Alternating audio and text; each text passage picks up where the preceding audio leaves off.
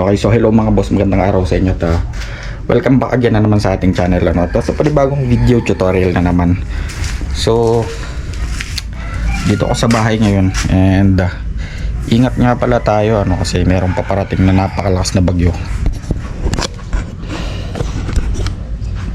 Ayun, at dito yung ating Raider FI. Ayan siya. Bali, meron nga lang pala akong sasagutin mga boss. Meron kasing isang nag-comment, kaibigan natin, about sa pag-change oil nitong ating Raider FI. Ayan, kung saan nag-change oil tayo,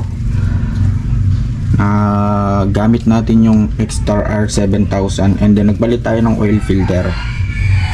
Okay, ang sabi niya, bakit daw 1.3 lang yung nilagay ko, 1.3 liters yung nilagay ko, since yun naman talaga yung capacity ng ating Raider FI. Dapat daw 1.4 liters kasi nga nagpalit ako ng oil filter.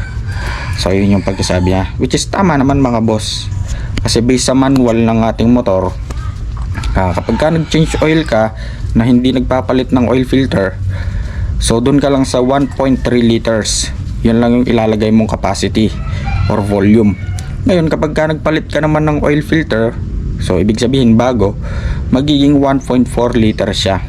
Okay, so andun yun sa manual. Ngayon kapag ka na general overhaul naman, since nabuksan yung makina, nababa, ang ilalagay mong langis is 1.5 liters. Okay, ngayon since bago pa naman itong ating Raider FI, ayan, wala pa siyang 1 year, so mag 1 year pa lang siya. So 1.3 lang yung nilagay ko. And nasa inyo naman yun mga boss, ano, kung alin yung susundin nyo doon, kasi motor nyo naman yan, kayo pa rin yung masusunod dyan. Bali ayun lang naman, syempre magbe-base pa rin tayo sa manual, sa standard ng manufacturer. So kapag ka nag-change oil tayo na hindi tayo nagpalit ng oil filter, 1.3 liters, so standard na yon.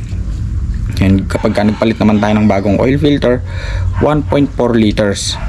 And kapag ka baba naman tayo ng makina or nabiyak na general overhaul, so 1.5 yung ilalagay natin. Again, inuulit ko mga boss, nasa sa inyo pa rin yan. Kung magpapalit man kayo ng oil filter or hindi, nasa inyo pa rin kung 1.3 liters or 1.4 liters yung ilalagay nyo. Okay, pero yung standard natin is yun nga, 1.3 kapag ka walang oil filter and 1.4 kapag ka bago yung oil filter. Yun, so bali hanggang dito na lang mga boss.